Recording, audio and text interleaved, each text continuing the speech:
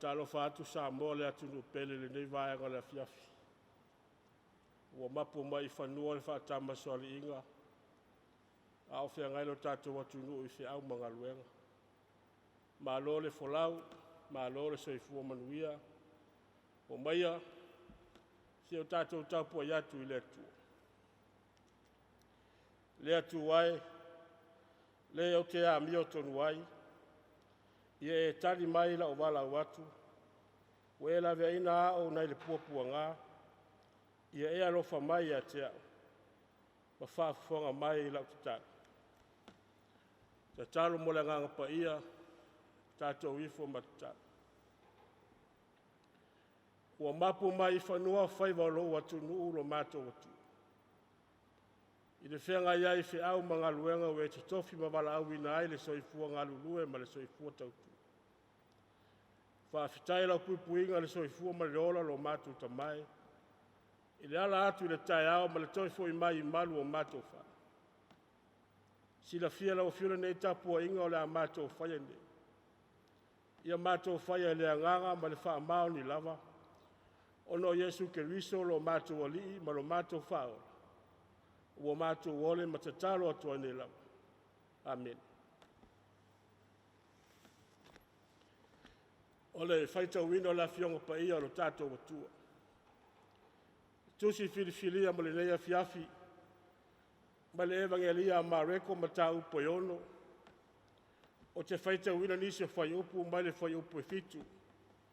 Sa ia whangata mai lono whai upu e se furu ma le tō. Evangelia ma reko ma tā upo iono. O te whaita wina mai le whai upu e fitu. Sa ia whangata mai i lono whai upu e se furu ma le tō. Whafonga maia o awhionga pa ia ro tātou watua. Ua walau watu o ia le tō tino anga fulu ma le tō lua. O nau watu lea ia te ila tō e tai tō lua. O ia tu watu fo ia te ila tō le pule a nganga leanga. Mana whetala ia tu ia te ila tō. Au wala tō te ave se mea lato malanga. Tau lawa le tō e tasi. Aua se tanga. Aua ni mea ai. Ia le ai fo le tupe i o lato fusi. Aia whasea vai ina o lato vai. Aua fōle tai rua o lato ofu ai. O whetalai atu foi o ia ia tei lato. O se mea to te uru atu iai se whale. Ia o tono nofo ai le tō wō ai. Ai se le talia o tō. Pe le whaalongo ia te o tō. A o tō wō ese i lea mea. I le tō tū ai le ele nai o tō vai. E whai mamori mau ia tei lato. Ona lato o atu ai lea matala i atu na ia lato salamo. E toa telefo i te moni na lato tulia. E toa telefo i e na mamai ua lato whauina le sua au. Ma wha malo loina. Ia whamanu ia mai tātou e le atua. I le whaita uina o ana fionga pa ia. Ma ia tu maupe ia te ia le vi inga nei se ia o i le whavavau. Whavavau lava. Amen. O le launga le suafa o le atua le tamaa. Le alo bale aganga pa ia. Amen. O whaonga ina le vaenga le whaiupu e walu. E whai lea ma tātou matua. E whapea lo na whaita wina. Mana whetala i atu i a te i lātou.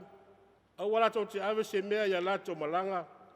Tau lava le tō e tas. Mana whetala i atu i a te i lātou. Au walato te ave se mea i a lātou malanga. Tau lava le tō e tas. O le manatu au tū le launga. Ave nao mea e manao mia i malanga. Ave nao mea e manao mia i malanga. O sa moa wa umo na Tofi. Manino ma malama ona matau whaioi ma nafa tausi. A whai e tū se wha moi se a inga. O se si i se maliu. O se wha ulu whalenga. Po o se whai poiponga ma se mori ngā whai whea. E mua ona whairoa ia inga. Sei fili tupetoa le tō whā ma le utanga. Po whea ta oto malilifa i ai le tō whā a inga. Ai a whai o le amasi le a inga se whā moi moi. E ave na o mea a noa. O mea o le tamau a inga e whetaui ma le whā moi moi. O tupe, o tonga ua ingo a, e fua i ai le tō whā le ai. Ave na o mea e mana o mia e malanga. O le fua e ma le tō o le whai launga e momoli ai le tō whā a inga. Whape nā fwoi pe a whai tātou te whalongolongo le tio ma le TV. Ai tau longolongo mai la tau lo whea ngai pēr ma mala whale nā tura. E longo puia li mai le atunu. Ma atua o a inga ma whanau. Tā pena ia lava ne au tau whangu vai ma mea ai. O isa mea ma walunga. E no nofo ai e mapu ai le soifua ma leo. Ai tū nisi mea e lea o ngai ni malanga. E a whāti ai tātou i le mala whare nātu. E lei malo le tau longolongo. A Yesu i le motu o tangata. Whai mai na ua tau nu o ia e lona nu. Sa whape nā o na muri mai fwoi malona au so o ia te ia. Wo le sāpati o ia o a o le sūnako. E toa telefo i la tau sa whalongolongo. Whai mai ua la tau tau whai ofo. Po whea e sau waile nei tangata o Yesu. Ai maise, o le maua lunga o le poto, ma le tele o vāwenga ua whaia e o na lima. Whai mai ua whetau tala ai tangata. Po le tama Maria, po le uso Iakopo, ai ale tama o Yose ma le tama o Simon. E iei fo ilisi tangata sa le fia talitonu, i le awa watu a Yesu le sunako, mangaluenga ma vavenga sana whaia, e whaatepa i ai fo whonga o le tangata. O le mafu anga leo le toe whamanatu o Yesu lo na uso e to se pulu ma le to lua. O ia tui na atu ia te ila tau e pule ai i le anganga le anga. Ia tala i atu le upo le ola. I le ia lato usala mō ma wha tua i le atua e totas. Ai peita. O le natura leo le tangata, o le ola fia sili, e le fia whalongo. E tonu lava ia i ona manatu. Malona tu langa ua iai. Te whetelai Yesu lona uso. Ino la asa oni le lato malanga o le ao. Ia tau lava o le tō e ave. E o malatou e whātino o ele ngalue. Ia awa lava nei tū se mea i o lato tanga. Awa nei avea se mea ai. Po se ofu e sui ele la e o so. Ua lava ale ofu e tas. Ma ave se e vai se i o lato o lofi vai. O le tāua ia o le whamalosi o Yesu lo na uso. I awa lava ne o lato popole i se mea. E tausia i latou e le atua. Ma whamanuia le atua i a te i latou i ala latou te uia. O le tāua o le malanga. Ia i loa tangata o na sala mō. Ma latou taria Yesu e whai ma o latou ali ma o latou whau. O ai lava le ainga tau te ulu i atu iai. Ia o tau sa whawhai i lalo. Ma wha soa le upu o le ola. A whai e te ena i latou. Ia tutu o latou vai le ele. E whai ma mori mau i a te i latou. E sili atu le mala sa o ia so komo makomoro. I le mala e o ia i latou o tangata e le talitonu. ma le salamo ma faatuatua ia Iesu Keriso.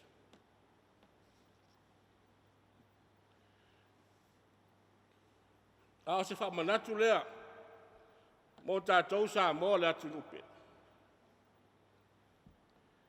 A wala malanga o sauni fo lau le neto sa. E leo malanga uma e taunu manuia, e iai malanga e alu paulia i le vasa.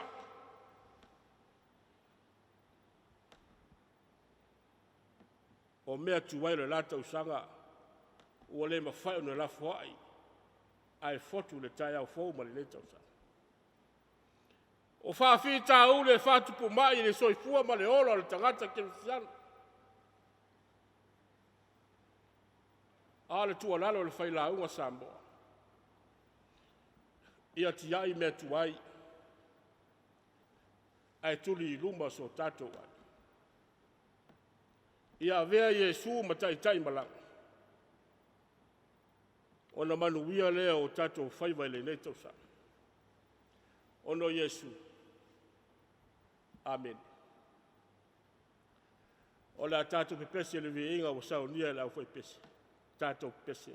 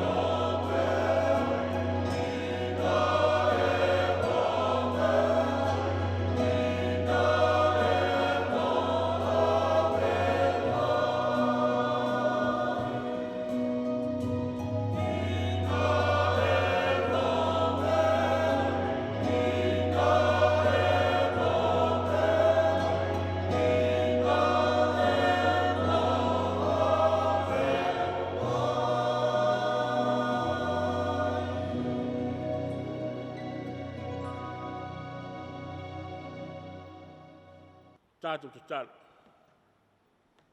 Te talo le whaafitai, te talo le whaatoisenga, ma momoli o tātou manao I le atu. Whaatasi ma le tātou te talo whaamanuia. Tātou wifo ma te talo. Le atua lo mātou tupu siri e se. O le atua lava fio ma le wawau se ia o I le whawawau lau. O le atua e a fio lunga ma lalu nei. O le pule ao I le soifua o le tangata. O le pale ali o au ngaluenga mamana lo mātou watu. A oe lava le tamai o le tumu I le alofa. Ma le alofa muti vale. Le alofa leo la ofio lo mātou watua, mo whae no mātou toi maua se mafutanga Afiafi le nea Afiafi malo watu. I le whenga iai fe au mga luenga o tiute malawasinga ese. Sa whenga iai la tau le tai au walu. Lea wafo I mai whanua le whatamba soli. O tiute mawhai walo whirimba ese, sa whenga iai la tau. O ngā luenga whare malo, o ngā luenga whale kalesia, o kampani ma ngā luenga tumaoti, o le whaiwa le tautua ina o mātou wa inga, o le tausia ina o matua tausi lo mātou watu. A le tausia ina o whanau o loa tāua we tu ina mai o mātou. A o whamalo o whawhitai tere le anga le leile tu. Whawhitai lau tausinga le soifua ma le ola o lo watu. I le malanga atu I au wala whaamata e whainga o fie le mātou ai. Ai mātou te leo I loa po wheo I ai le mātui ma le māngao ma le maa whaalawe au le soifua ma leo. Pei tai wa mātou lia mai le nei waenga le Afiafi. Whaamalo whaafitai le anga le nei. Whaamalo whaafitai a lofo I lo mātou watunu o Samoa le atu. O mātou whaafitai le o fio le mātou whainga malanga umili nei tau sa. O le whainga malanga e tele na uafa whita uli mo whale tō. Ua wheso wa ina whalou le mga I le poto ma le ata mai o le tangata. O le whitai ai o I mātou I whawhita uli o matangi o ti munga ma tā whenga ese. Ua vea ma wala wa tau whawaiwai ai lo mātou wola whatua tua I ate oe lo mātou watu. Ai mātou te tale tonu lo mātou tamai. O lo soifua pea lava la o fio te le tuina I mātou nei whano I mātou I le ata o le oti. Ai te whamanuia ma pui le soifua o lo watunu ma ono tangata. O mātou whawhitai la o fio. Manuia o mātou tai whale kalesia I la tō lo te talo I le au ma le pō au wase manuia o Samoa ma ono tangata. O mātou tai whale malo sa e Tofi e tai lo mātou watunu. Ma ia tāo fi pea Samoa I lona whawai o lava o le atua o le mātou malu a papa. O mātou whawhitai le tala le leia Yesu Kerisu. O whatala le lei na aisi o mātou watunu nei o Samoa. Le upu tō matau ma upu whala e iau, o upu whale atua whawhangai na ailo mātou o. Ia o mātou I oe matele tonu lo soifua lava oe o le atua o le pule au I mea. Whawhitai I tō whinga ma wala wina ese. O e wala wina ai le soifua ngā lulue ma le soifua tautua. Tautua le kalesia, tausinga o mātou wa inga, tautua ina olo, o lo mātou nuu mai tū mālo le atua. Ma so se matata o e whaongai na ai le soifua ngā lulue ma le soifua tautua. A le mātou whawhitai siri lau o fio le atua. O le tauranga e tasi e afi o umana e saunia o Yesu Kerisu. Ua mou ai le mafutanga wawara lata I mātou ma oe o lo mātou mataisi. Ai pangala valea lo mātou tamai. Mātou te fia e tau lo mo malu ma lo siri esi. Ai ua le tusa lea ma mātou wa mioka. Ua le tusa lea ma mātou me whai, ua le tusa ma lo fina ngalo, lo mātou walau. I lo mātou le wha maoli, I lo mātou walau ina. I lo mātou wā mo mātou uso atangata I le whi au ma le ngaluenga. O mātou manatu wha maolulunga ma le wha sausili. O lo mātou le wha maoli I le tausinga o mātou a inga. Ale ngate leo mato manatu falie maluayo mato nu male kales. Fa mangalo tai to tasi mato letu. Fa mangalo mato tai fa malo. Pea fai fo wale tu fa tai e fai le ami o tonu e tu sa malofi na ngalo. Fa mangalo mato tai fa le kalesia letu. Pea fai fo wale tu fa tai e tu sa malato fa letu e maluai sa mo ona taka. Ale ngate leo sa molo na o te tele lo mato tu. Avele mali Yesu Kristo lo mato wali ma lo mato fa. E manga lo ai mato o tangata ngasa. Ai wo mato wa fa atu yo luma le tu. Yo li walo mai o fonga lo fo si o mato watu nu o sa mo. O si atu nu e fa vai me uma ya te o lo mato o tu o totas. Te tala mai au fai te toa au whamanianga mai whamanuia mai whainga malanga loa tunu. Whamanuia o mātou tai whalmalo. So soani lau o fio le tō whasa ili ma le whau tō tangalo. Mai a fia i la tō e whai la mi o tonu i a tusa ma lofi na ngāra. Whamanuia le ngaluenga lau fai te talo. O lo whanau no manu i te talo i le au ma le Pouoa wase manuia o Samoa ma ona tangata. Te talo le mātou whainga malanga le neto sa. O ani matangi o ani a whama tā whenga ese le tu o whamulumo. Ave ese le malungo si o mātou watu nu upele o Samoa. Whamanuia le alo le tala le fola Yesu Kristo. Whamanuia e kale sia e fia i te tonu si o mātou watu nu. O whai aina mātou tautua. Whamanuia o mātou a inga i titono ma tā whalese ese i e kalesi. Talo fo i lau o fio lo mātou atua. I e whamanuia fo le ngaluenga le TV e whakasa. I le lato ngaluenga e le malo lo i tau longo pea. I ne tupu pea le whiau le whatu atua lo mātou atua. Ia o mātou talo fo i lau o fio lo mātou atua. Le mātou whainga malanga le nei tausanga. Tātou malanga whaatasi malau fia. Ia sao mauri mea uma i loa lofa ma lo wanga le leilo mātou tama. Se teimi fo i saoni lo watunu le whainga malolo. Tātou mamoi whaatasi malau fia. Ala whai whaatasi malau fia i le tai au fo. Au fo ringa pia i mātou i ate oe lo mātou atu. Tuma mai o mātou lunga le manuia oe le atua lo mātou tama. Le lofa silisili Yesu Kristo lo mātou ali ma lo mātou whao. Ma le mawhitanga le mawai mo e lawa nganga pa ia nei se yo le whao wau. Whao wau lawa. Amen.